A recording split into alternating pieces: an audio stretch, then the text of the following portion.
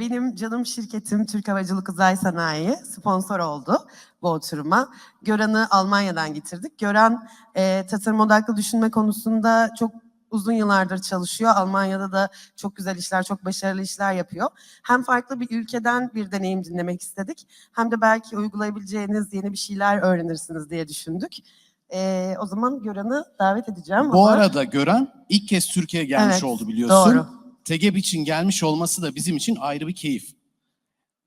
O zaman tasarım odaklı düşünmenin eğitim ve gelişime katkısı başlıklı oturumu için sahneyi Göran Hilşer'e bırakıyoruz. Göran, it is very pleasure to be with you.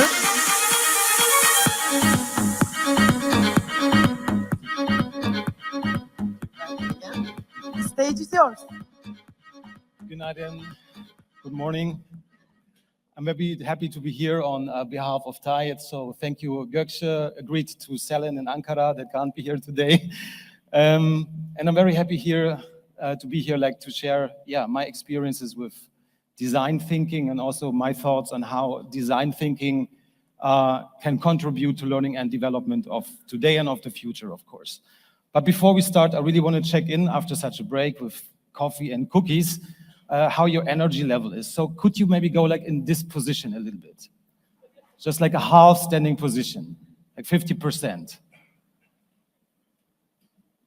Like this side as well, because I really want to check, like where's the energy on 100%? Like put the arms up. Okay, coffee, and the other part is probably cookies, right? Okay, thank you so much.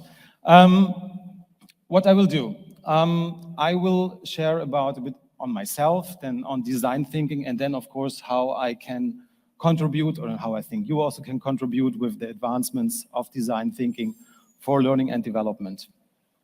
I want to start with a little story that I experienced last year. I was giving a creativity workshop in a pharmaceutical company, and after a while, even I thought I was super prepared, I lost the people. And I was really like, guys, what's wrong? Like we did such nice preparation, but now we're gonna lose you. Like what is not nice with the things that we are doing here? And they said, look, actually we don't need this creativity workshop. So that's weird because I was booked for it, your management booked me for it, so did your management did not ask you what you need? Of course not. Then I asked them, did you tell your management what you need? Of course not. And I was like, should I tell your management what you need? And they said, please, can you do that? And I was like really surprised that things are like that. If you have experienced a story or like any event in your company, in your work, that is like that, can you give me a hand sign like this? Something that sounded familiar. That's a sign we also do in design thinking when we agree to something in a round of communicators to just say, okay, I'm with you, I understand that, and I have made same experiences. But I'm really shocked to see when I just take in consideration that in Germany alone in the year 2021, like more than 40 billion was invested in training and development, that such things happen. Because then I think like, oh man, how much of this money is just burned? Yeah, when we do not really like align our programs and our activities to the needs of our people. So before I dive a little bit deeper, I will tell you a bit about me so that you know and see how I work. So I'm increasingly becoming like a more international coach on the topics of communication, which is the core asset of everything, creativity and innovation, and wrapped all together, design thinking. Design thinking, I will explain quite soon. I'll give you just some impressions how my work looks like. That was in summer with a advertisement producer, so I work with industries like from automotive, aviation, like some SMEs and sometimes even foundations or NGOs. So this is a communication workshop on a cruise of digital nomads. You see there's the hand sign thing again. And here's some impressions like how design thinking application can look like. So it's like very widespread in how we apply things. We learn a lot in design thinking.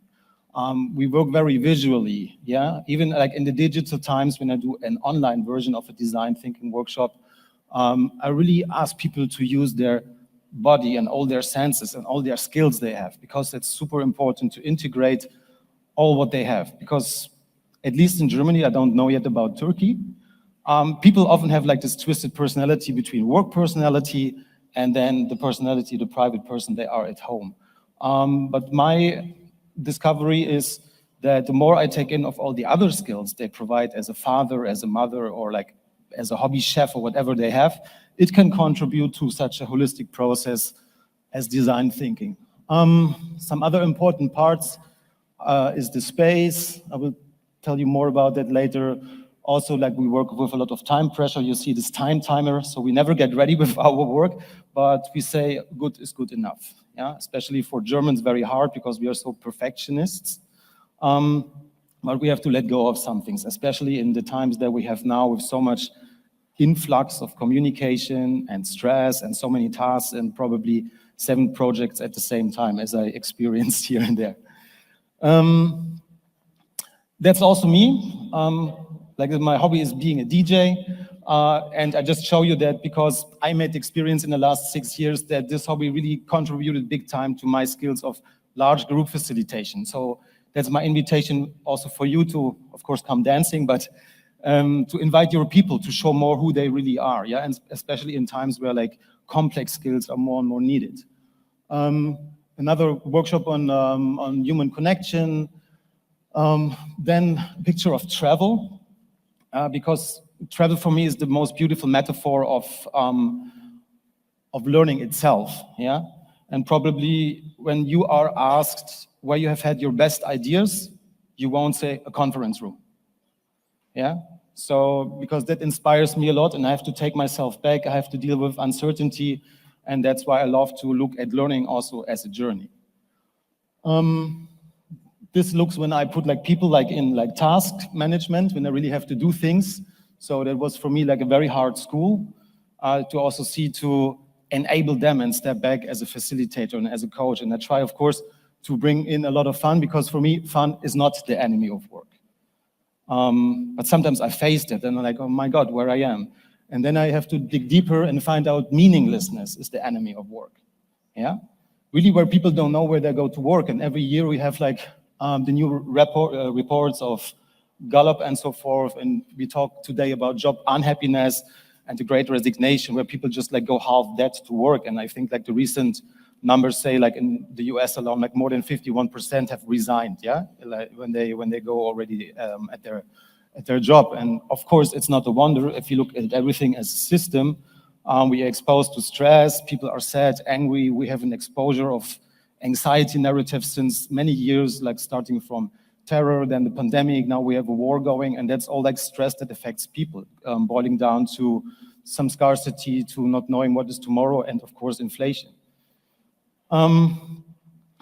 And that gives me like the trigger to share this beautiful quotation of Ivan Illich that most learning is not the result of instruction, but is rather the result of an unhampered participation in a meaningful environment or setting. And that's what I experience. When people know what they do and why they have to do it, they're much more motivated. They're not really just motivated, they are inspired. And this inspiration is like the fuel I take in the workshops, in the trainings, to really move forward, because people, they don't know why they are there, or they don't see any meaning in that.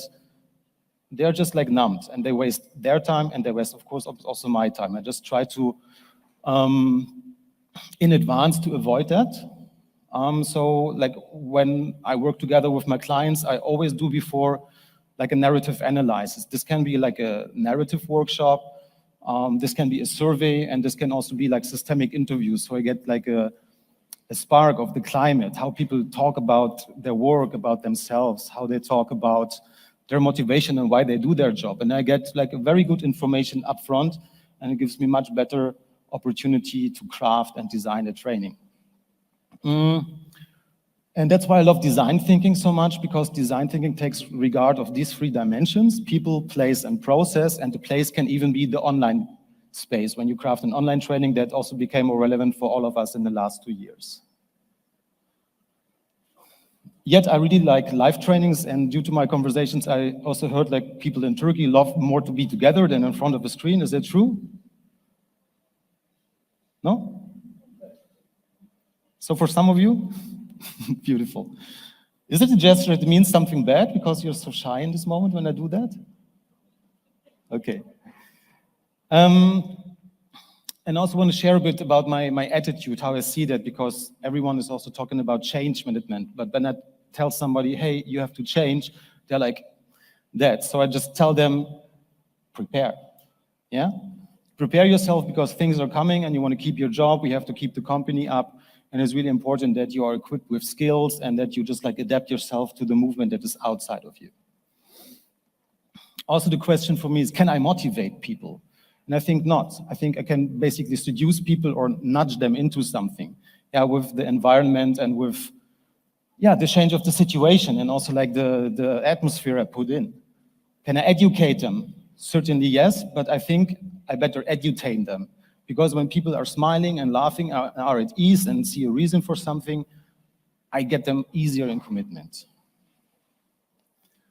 And then the workshop can also like look like that, really like at the peak point, of course. So we have done like very concentrated work here.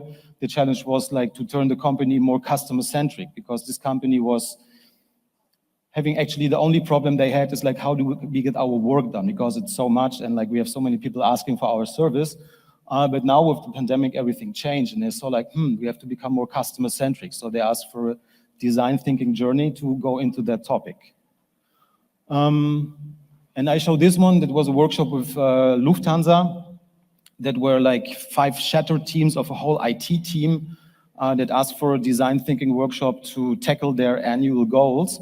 And we really brought every one of the 120 people at the end to really like put like this little post-it there to commit to a certain project.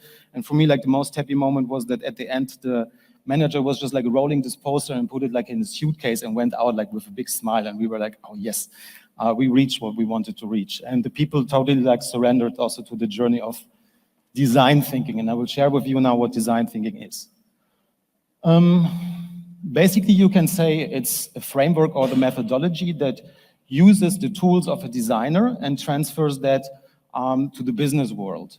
Yeah, especially because it integrates the needs of the people, the possibilities of technology, and the requirements for your business success. So translated in a Venn diagram, it would look like this, where we say the innovation is emerging at the sweet spot between what people really want, the desirability, what is financially possible, and also what is like technically possible.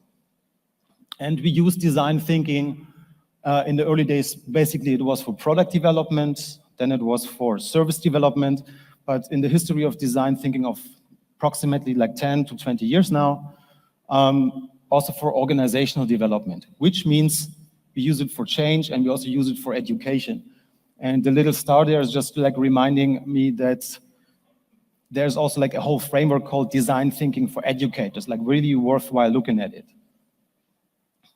We use it for very special problems, not just problems that are just like clear, not problems where where everyone has the same opinion, like how we can solve that.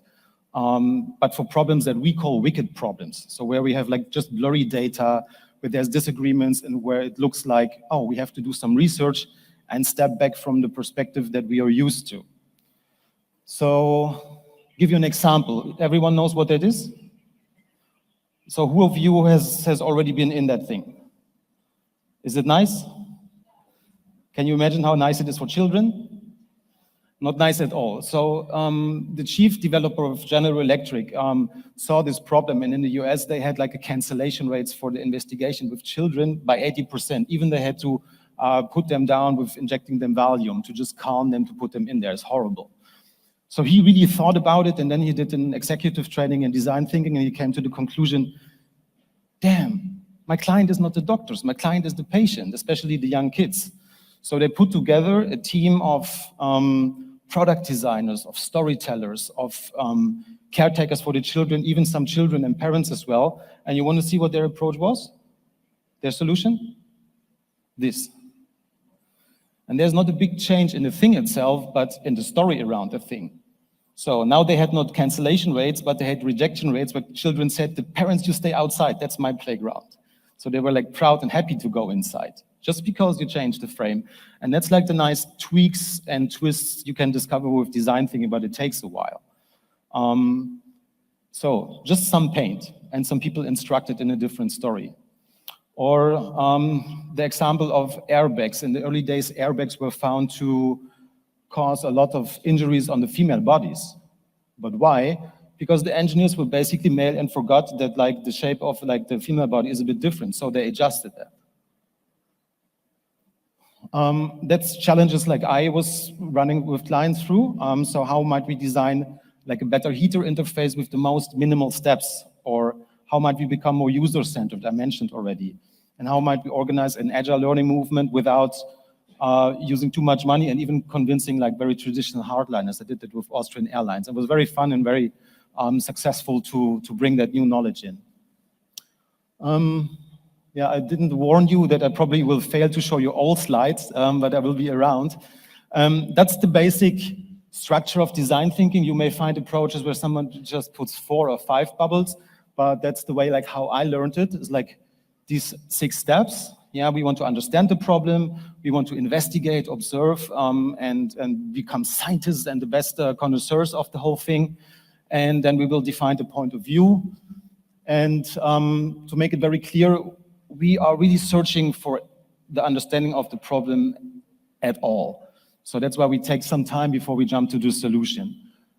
And very important, design thinking is not itself a methodology. I say it's more like a method framework that gives you the opportunity to go very different ways. Yeah, the black dots could be one way, the yellow dots could be one way. So after like learning and training that, you will develop a lot of skills. And that's why I really love design thinking, because it comes with the contribution of a lot of advantages to the people that are in there. And I have like many colleagues where I see after a decade of design thinking right now, wow, guys, you really changed. And this is these people, when you tell them there's a problem, they say, yes, give it to me. They're really happy to just like look and search for it. And so I say like it makes you perceptionally, socially, intelligently more intelligent after some like years of application. For L&D functions, it gives you really the chance to step in the shoes of all the people that have to learn new stuff. It gives you the chance to fail early because we walk in iterations. I will talk about that soon in the remaining 3 minutes. And it helps a lot with teaming and sense making, and you gain like skills like also like drawing, presentation, facilitation, and that's why it's like very rich. Looks simple in the beginning, but yeah, it can become really tricky if you want to like learn to apply to many things else. So what do I think how it can contribute to learning and development? When you remember the Venn diagram, here I would say we have the needs of the learner, we have the business needs, and as well we have like the personal constraints. Yeah, people are not ready, they're busy, like they're occupied in their mind, and we have corporate strains. There's a culture that makes it like impossible. I have to skip that, that's unfortunately long, but let's wrap it up. It's very empathy driven, so it gives you the chance to really look at the core of the people and their needs and have like tailor-made solutions. We learn from extremes, so we really look at like, you know, at the Gaussian curve, we look like who are the people that are super committed, that read a book a week, that book every course, that are on every conference, and the people that they get involved quite earlier. Yeah, we do like collaborative development in design thinking. So we work together with the people we want to help for. And yeah, it comes with, let me just go back. Yeah, it comes with such a like richness in data and like in, yeah, some kind of like enlightenment that happens, but it takes some time. So that's why I have honestly to say it's for companies that are able to have a time management to set free the time and the space for people and allow them even to fail with projects, which for instance is a big problem in Germany. People don't like to fail. They want to start with something and they want to be successful in the first place. But the failing, we say in design thinking, fail often and early or fail forward. It's part of the learning process. And that also like shifts in like some playfulness that is, in my opinion, really needed. We go forward with so-called how might we question, and I just like design some, and please have a look if there are some of your relevance for learning and development. For instance, how might we create and organize and promote trainings aligned to the corporate pressure? How might we turn new content into the talk of town to foster a faster learning culture? Yeah. How might we foster meaningful relationships for participants with the rest of the company? How can we make learning more attractive in order to achieve our change goals? Or, I love this one, how might we serve constant training nuggets to ensure constant learning by doing, even before it is needed, so that we just like sneak in all this knowledge? And that gives me like a deep feeling, and also like my research show, like there is an increasing overlap for learning and development and the abilities or capabilities of design thinking. And yeah, I'm very happy if people are happy at the end. Yeah, if I have people in that state and I feel they're really open, then I get them. And if you're interested to learn more about that and how you craft like your programs with design thinking, please feel free to reach out. I will be around anyhow till tomorrow, and otherwise like happy to answer your questions when I'm here or via LinkedIn or telephone. Thank you so much.